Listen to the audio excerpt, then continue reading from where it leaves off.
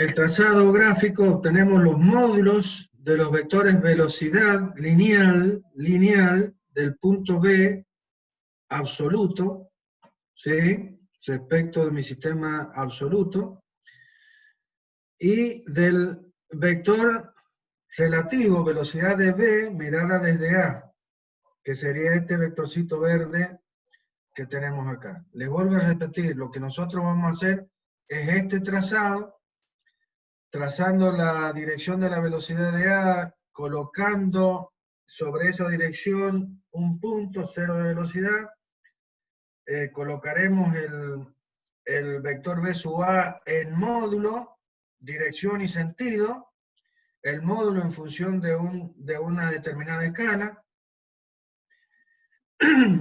representado por tantos centímetros, y después hacemos el trazado de las dos direcciones conocidas que pasan por cada uno de los extremos de la velocidad de B sub A, sabiendo y respetando que todo lo que sea absoluto pasa por cero de velocidad, y todo lo que pasa por el otro extremo de la velocidad de A va a ser lo relativo.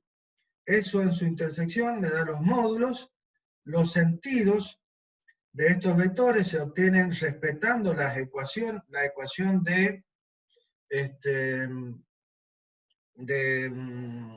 diferencia de velocidad, que dice que este vector es el resultado de la suma de este vector más este vector.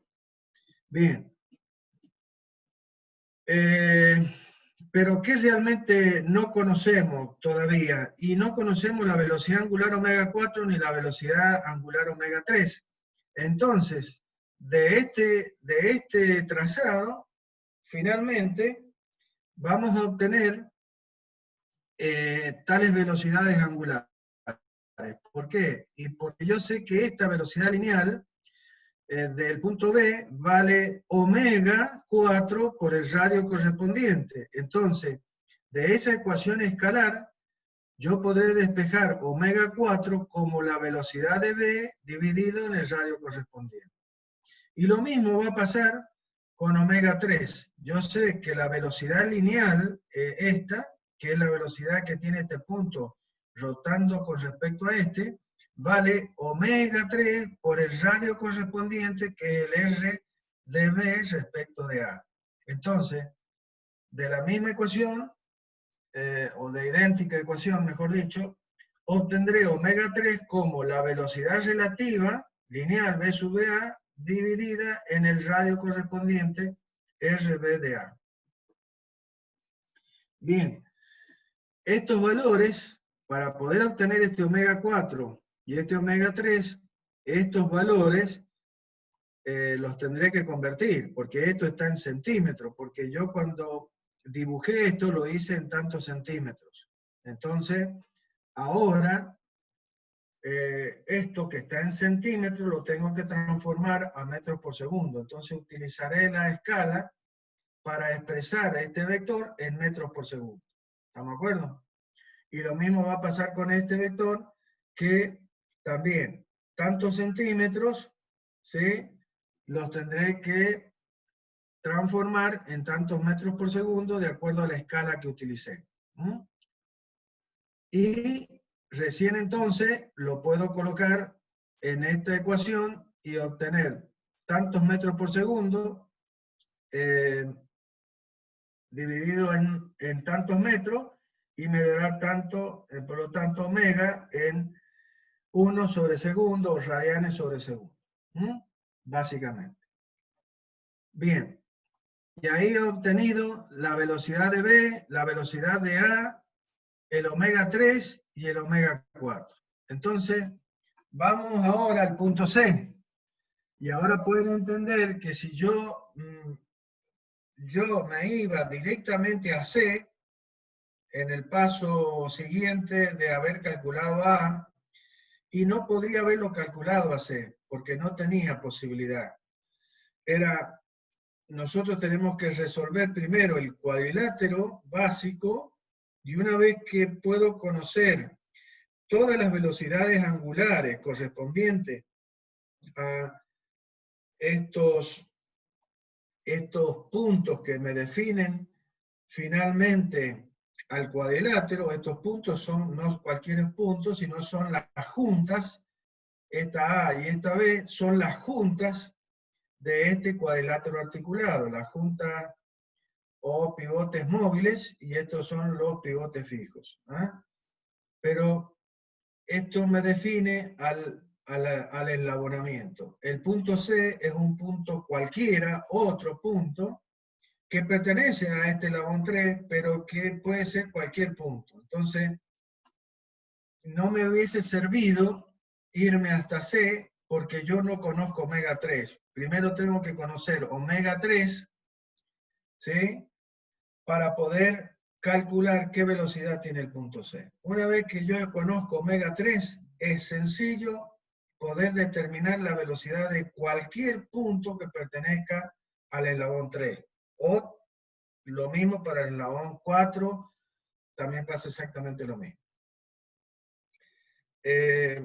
Entonces, en el caso del punto C, el punto C también es un punto que pertenece al eslabón 3, que tiene movimiento de rototraslación, el eslabón 3.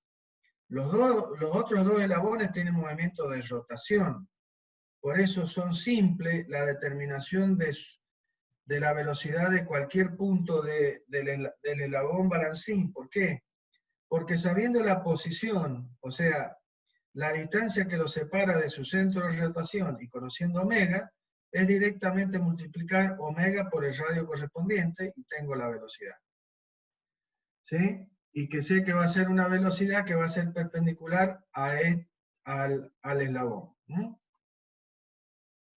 Entonces, si ustedes quieren, lo estoy diciendo, les estoy metiendo mucha información, pero si ustedes quisieran, como yo tengo este vector, que es la velocidad de v, ya la conozco, ¿sí? Es una forma gráfica de hacerlo esto. Yo podría conocer todas las velocidades de todos estos puntos solamente uniendo el extremo de este vector con el origen de rotación, ¿sí? Entonces, después, si yo trazo perpendiculares que vayan desde del eslabón esquelético hasta la línea, esto me forma un triángulo, ¿sí? Hasta lo que llamaríamos la hipotenusa, ¿sí?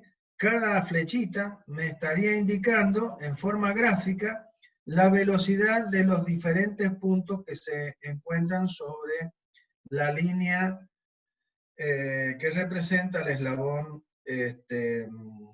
B o 4. Pero eso no pasa para los eslabones, para este eslabón. Lo puedo hacer también a eso, pero para este punto. ¿Cómo lo determinaríamos? Y de la misma manera que lo hemos hecho para el punto B, ¿sí? Viendo a cómo se mueve el punto C, mirado desde otro punto. Lo podría hacer desde el punto B, porque ya ahora lo conozco, pero para no complicarnos, ustedes lo podrían hacer como ejercitación, pero vamos a seguir utilizando al punto A como punto de referencia. Entonces, la ecuación correspondiente de la diferencia de velocidades está escrita acá, entonces será la velocidad del punto C, va a ser la velocidad del punto A, más la que tiene C mirada desde A. ¿Está bien? Entonces, es la velocidad de traslación curvilínea del punto A, más la velocidad de rotación relativa que tiene C respecto al punto A. Lo mismo pasa con C y A. Estos puntos son puntos rígidos, o sea, son puntos que pertenecen a un eslabón rígido, mejor dicho.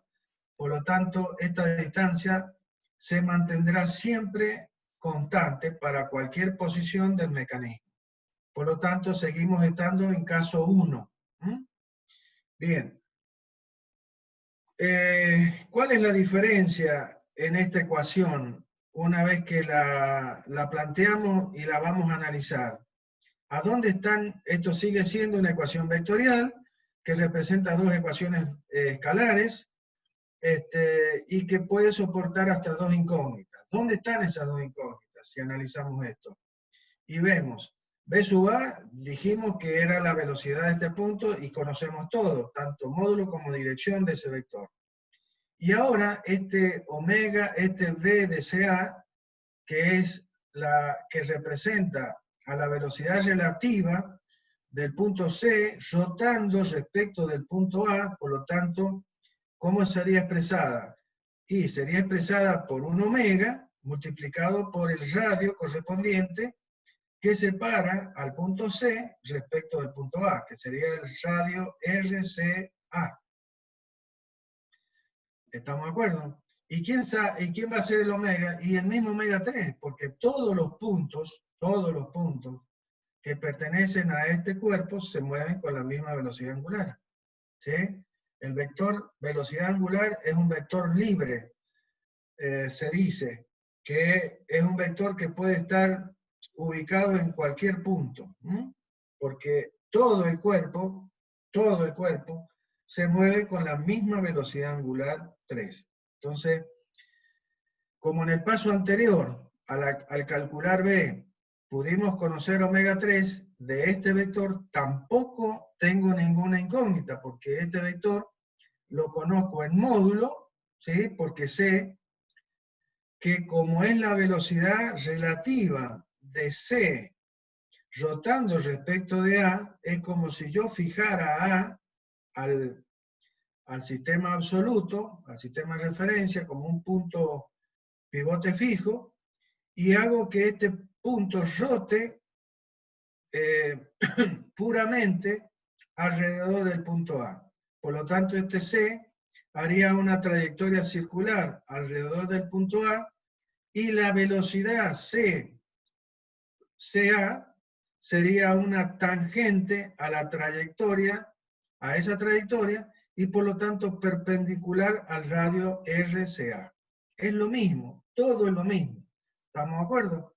Entonces, yo sé cuál dirección tiene esta velocidad, B sub CA. Pero a la vez sé el omega y sé el radio, porque sé toda la geometría. Por lo tanto, esto lo conozco completo. Finalmente, ¿dónde están las incógnitas? Las dos incógnitas están justamente en la velocidad absoluta de C, es decir, la velocidad de este punto mirada desde mi origen O2, que es la de rototraslación. Es la traslación de A más la rotación de C respecto de A, que está definido por esta ecuación. Por lo tanto, el trazado gráfico se reduce a la suma de dos vectores. Es decir, trazo la velocidad de A con su dirección y su sentido, indicado por el hecho que sé que tiene que ser perpendicular al radio, y que el sentido lo indica omega. O sea que si omega está en esta dirección, la velocidad será en la dirección que indica omega. Eso creo no haberlo dicho y lo estoy diciendo en este momento. Pero es algo que ustedes deben saber también. Entonces, la velocidad de A trazamos como lo habíamos hecho anteriormente, y ahora a continuación trazamos por el extremo de B sub A, porque esta velocidad C de A, la velocidad de C mirada desde A, es una velocidad relativa, entonces se le debe sumar a B sub A. Entonces trazo por ese extremo una perpendicular ¿a quién? Al eslabón CA, al lado CA del eslabón 3. ¿Sí? Con módulo, dirección y sentido, que lo conozco todo. Porque este punto tiene que rotar en el mismo sentido que rota B. Entonces, el sentido de BCA tiene que ser igual al sentido de B sub A. Bien, finalmente, la velocidad absoluta de C, o sea, este vector, se obtendrá al unir el cero de velocidades con el extremo del vector B sub CA. Básicamente. Comienza acá porque este vector es absoluto, es la velocidad de C mirada desde mi sistema absoluto. Por lo tanto, tiene que pasar por el 0 y ahí comenzará y terminará donde termina la velocidad de CA, dándome este vectorcito de acá. Bien, esto será la velocidad de C. Una vez que tengo eso, una vez que lo tengo trazado, ¿qué haré? Y lo mediré, tantos centímetros, y lo multiplicaré por la escala correspondiente, ¿sí? Que es la misma que he usado para todo, y obtendré este vector en metros por segundo. Y así hemos obtenido, a través de los trazados, las velocidades angulares, omega 3, omega 4, y las velocidades lineales de los puntos A, B y C. Bien, esto ya lo vamos a ver. Vuelvo a repetir, esto que está hecho acá sobre el mecanismo no lo vamos a hacer. Lo que nosotros vamos a hacer son ese trazado, es estos trazados. Eso vamos a hacer. Esto es solamente para que ustedes vayan teniendo la imagen gráfica de las direcciones que ustedes después van trazando. Para que tengan la relación. Bien. Siguiendo con velocidades, ya no vamos a tener tiempo de ver lo de aceleraciones, lo tendré que ver en Marte, mucho más rápido, pero es más o menos exactamente lo mismo que velocidad, para poder empezar a explicar la resolución gráfica de los problemas. Y después vamos a ver la parte analítica, que es muy sencilla.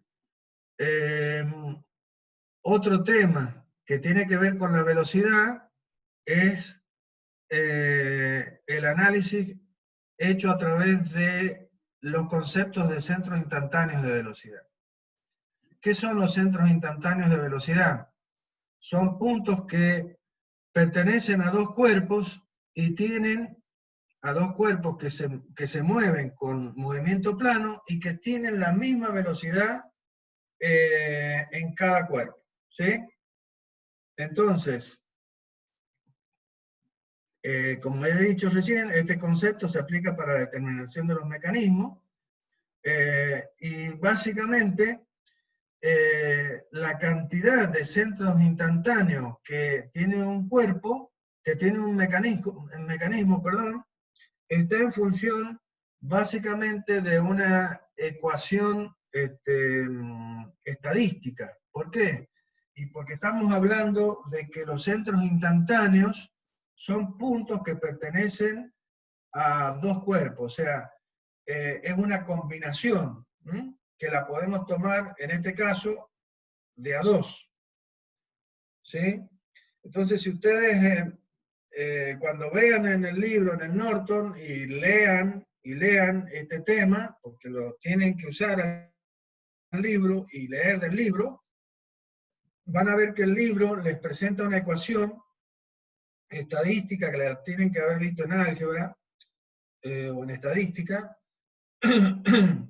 que les da las combinaciones de tantos elementos tomadas de 2, de 3, de n factorial. ¿Ah? En el caso nuestro, y aplicado al caso de mecanismos de 4 eslabones, esa ecuación se reduce básicamente a la ecuación que se está presentando ahí en la pantalla, que dice que el número de centros instantáneos de velocidad se obtienen como el número de eslabones, n representa el número de eslabones, n por n-1 sobre 2, donde 2 es n factorial, que se transforma en 2 porque estamos relacionando, ¿sí? En este caso eslabones tomados de a 2. Básicamente, esa ecuacioncita nos va a dar el número de centros instantáneos que tiene un determinado mecanismo. Entonces, si nosotros tenemos un mecanismo de 4 eslabones, vamos a tener que eso va a ser 4 por 3, o sea, 4 menos 1, 3, 4 por 4 por 3, 12, dividido en 2, 6 centros instantáneos. O sea, un mecanismo de 4 eslabones tiene 6 centros instantáneos. Uno de 6 eslabones tiene 15 centros instantáneos y así sucesivamente. ¿Ah? Nosotros básicamente lo vamos a ver para el caso de 4 eslabones, podríamos verlo para 6 eslabones, un mecanismo de Watts. El trazado que vamos a explicar y los conceptos son exactamente los mismos. ¿Ah? Bien. Como ya vamos a ver, los centros instantáneos también van a tomar el nombre de centros instantáneos de velocidad cero o polos cuando estos centros instantáneos pertenezcan al bastidor, es decir, cuando uno de los elementos o eslabones al cual pertenece el punto sea el bastidor. Y no puede ser de otra manera. Si el punto pertenece al bastidor y va a tener velocidad cero. ¿Estamos de acuerdo? Eso generalmente se llama centros instantáneos de velocidad cero o polos. Y después vamos a tener centros instantáneos de velocidad, que van a ser básicamente puntos que van a pertenecer a dos cuerpos que se mueven. Si los dos puntos se mueven, si los dos cuerpos se mueven, y el punto se va a mover, como se mueven esos dos cuerpos. Bien.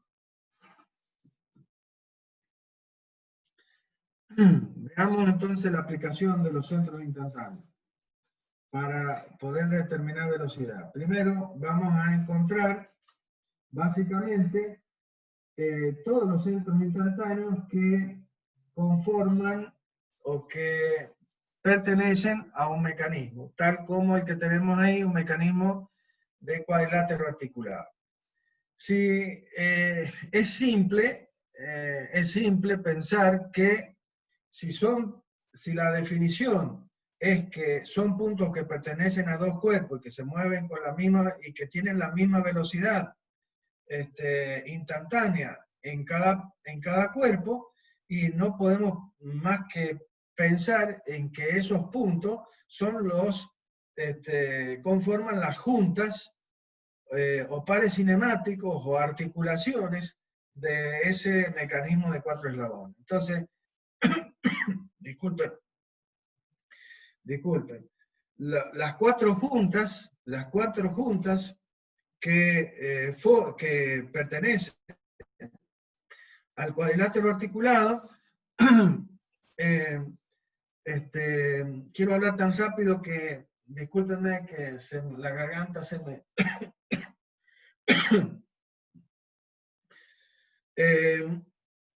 serán las juntas en los centros instantáneos. Entonces, sabiendo que, como ya hemos dicho, el bastidor siempre le llamamos 1, al eslabón de entrada 2, al acoplador 3 y al balancín de salida 4, la unión del bastidor con la manivela será el centro instantáneo 1-2, de la manivela con el acoplador, el centro instantáneo 2-3, del acoplador con el balancín 3-4 y del balancín con el bastidor, el centro instantáneo 1-4. Es decir, que rápidamente nosotros por simple inspección, y así se los denomina a estos centros instantáneos, normalmente, podemos determinar 4 de los 6 centros instantáneos que pertenecen a este mecanismo de 4 eslabones. ¿Sí? Vuelvo a repetir. Estos 4 centros instantáneos se llaman centros instantáneos de simple inspección.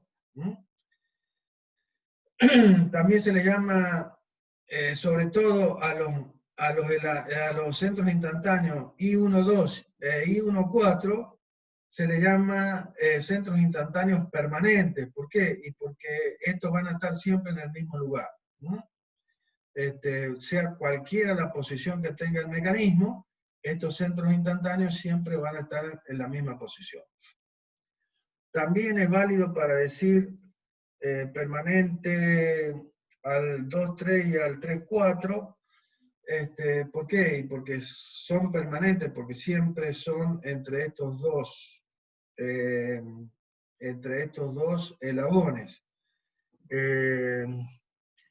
Van a cambiar de posición, porque esto cuando se mueva girando va a ir cambiando de posición, pero siempre van a ser de alguna manera permanentes. ¿Sí?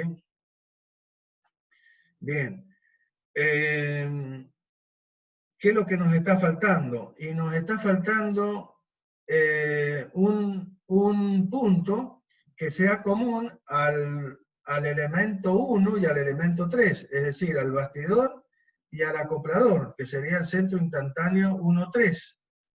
Y otro centro instantáneo que debería pertenecer o ser común al eslabón 2 y al eslabón 4, que sería el centro instantáneo 2,4. Estos, como vemos, no son tan simples de ver, porque no resultan de la intersección. ¿Sí? Ojo con el tema este. Porque algunos hacen cosas que no se deben hacer. Así como el 2 con el 3 se encuentra en la intersección de la dirección 2,3 y de la dirección 2 o 2, ¿sí? Quieren buscar al 2,4 como la intersección de los dos eslabones, ¿sí? Y al 1,3 como la intersección de los dos eslabones, y eso está mal. Eso no lo hagan nunca, porque no está bien. Varias veces al rendir me han hecho eso, y bueno, directamente no va el tema. La obtención de los centros instantáneos 1,3 y 2,4 es en base a un teorema, y es el teorema de Aaron-Hall-Kennedy, o simplemente la regla de Kennedy, ¿sí? Que dice que tres eslabones, acá lo tenemos, teorema de Aaron-Hall-Kennedy, o regla de Kennedy, que dice que tres cuerpos en movimiento plano tienen tres centros instantáneos que están ubicados sobre una misma línea recta. Entonces, este teorema nos va a permitir encontrar los centros instantáneos 1,3 y 2,4 que se denominan virtuales por el hecho de que no lo estamos viendo, básicamente. Se denominan virtuales, como las redes virtuales. Bien. La aplicación de este teorema, ¿sí? Y el uso de un trazado gráfico, que es un grafo lineal, nos va a facilitar básicamente la obtención de esos centros instantáneos 1,3 y 2,4. Este trazado gráfico o grafo lineal que se llama, no es otra cosa que la representación gráfica de esta ecuación. O sea, lo que nosotros vamos a hacer en este trazado es la combinación de los diferentes eslabones tomados de A2, ¿sí? Que es básicamente, matemáticamente, esta ecuación. Bien, ¿cómo vamos a hacer eso? Básicamente, vamos a trazar una circunferencia, ¿sí? Y sobre esa circunferencia vamos a indicar a través de un punto, acá a través de un pequeño circulito, pero es un punto, a los distintos eslabones en forma equidistante, ¿sí? ¿Para qué me sirve la circunferencia? Para nada, salvo para colocar en forma equidistante a los eslabones como puntos sobre esa circunferencia. Bien, una vez que hemos ubicado a los puntos, ¿sí? O sea, a los eslabones, Ojo con esto porque me lo dicen al revés. Un segundo. Patricia está Sí, diciendo que se le va el audio. Yo lo estoy escuchando. No sé si otro de los chicos confirma que se va el audio. Me parece, Patricia, que es tu internet. Yo escucho bien. bueno, ¿podemos seguir? Sí, no hay problema. De cualquier manera está grabándose la clase, así Sí. que ya cuando se suba podés ver Ah, este pedacito que falta. bueno, perfecto. Mejor. Bien. Seguimos entonces, por favor. Eh, entonces, si yo uno, ¿quién será el centro instantáneo? Y la unión de dos eslabones. Entonces, ¿quién representará geométricamente al centro instantáneo 1, 2? Y el segmento que une el eslabón 1 con el eslabón 2. De la misma manera, el centro instantáneo 2, 3 estará representado por el segmento que une 2 con 3, y así sucesivamente. 3, 4 y 1, 4. Por lo tanto, los lados de este cuadrado que se está formando acá son los centros instantáneos de simple inspección. 1, 2, 2, 3, 3, 4 y 1, 4. Son los centros de simple inspección.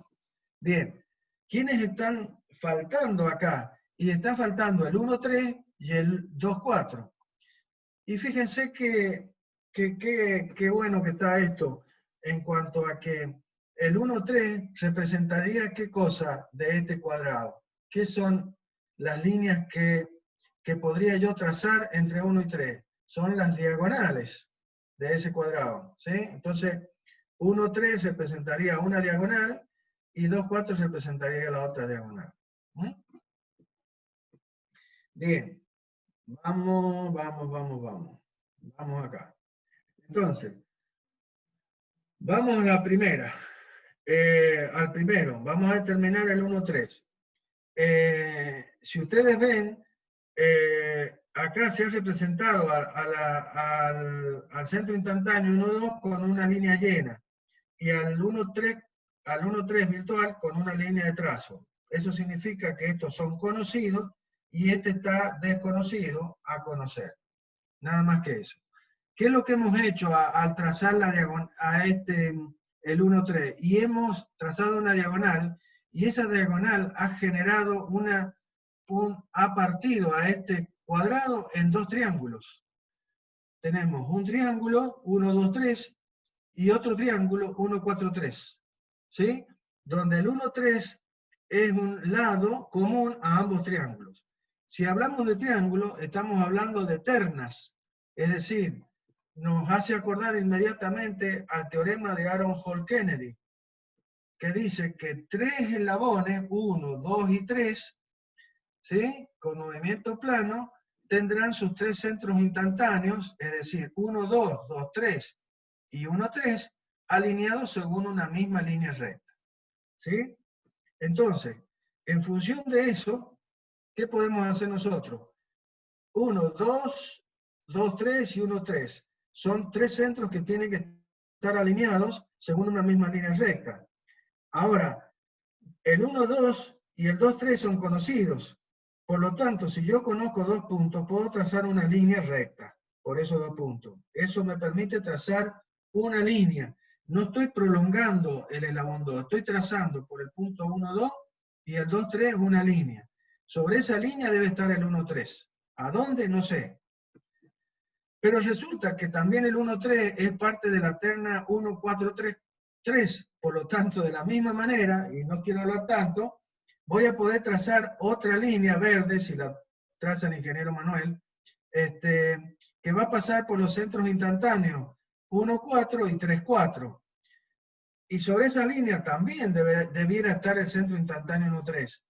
Entonces, si tiene que pertenecer a la línea roja y a la línea verde, a la B, y dónde estará en la intersección de las dos líneas. Y ahí encontramos el centro instantáneo 1, 3.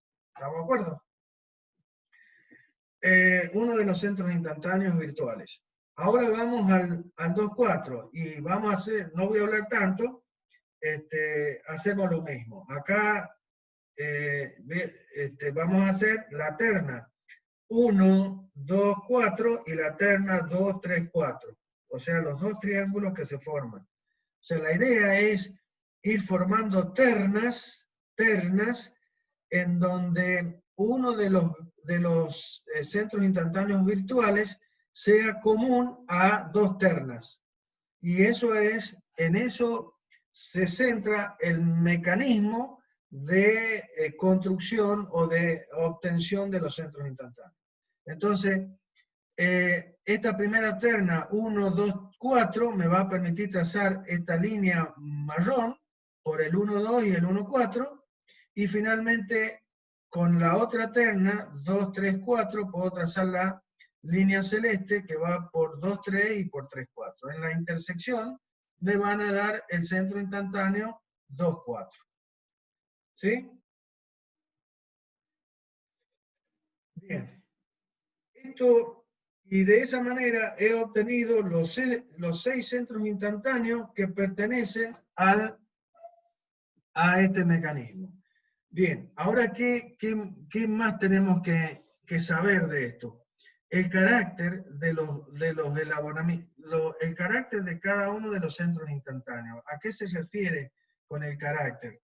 Se refiere al hecho de las características. Hemos dicho que los centros instantáneos pueden ser polos o centros instantáneos de velocidad cero, o pueden ser centros instantáneos de velocidad. ¿Cuáles serían los centros instantáneos de velocidad cero o polo? Y son justamente los centros instantáneos 1, 2 y 2, 4 acá, ¿sí? De los de simple inspección. 1, 2 y 2, 4. ¿Por qué? Y porque pertenecen al bastidor, y por pertenecer al bastidor tienen velocidad cero. Por lo tanto, son centros instantáneos de velocidad cero o polo. Ahora, el 2,3 y el 3,4 son centros instantáneos que pertenecen a cuerpos que se están moviendo. Por lo tanto, son centros instantáneos de velocidad. ¿Sí? Bien. Finalmente, nosotros hemos obtenido el 1,3 y el 2,4. Esos centros instantáneos, ¿dónde caen? Dentro de polo, o centros instantáneos de velocidad. Acá, cuando yo hago esta pregunta en forma presencial y hay una discusión bastante, unos dicen una cosa, otros dicen otra. Bueno, me gustaría estar en esa situación, pero bueno, se los digo, así, rápidamente. Espero que lo vean rápidamente. El centro instantáneo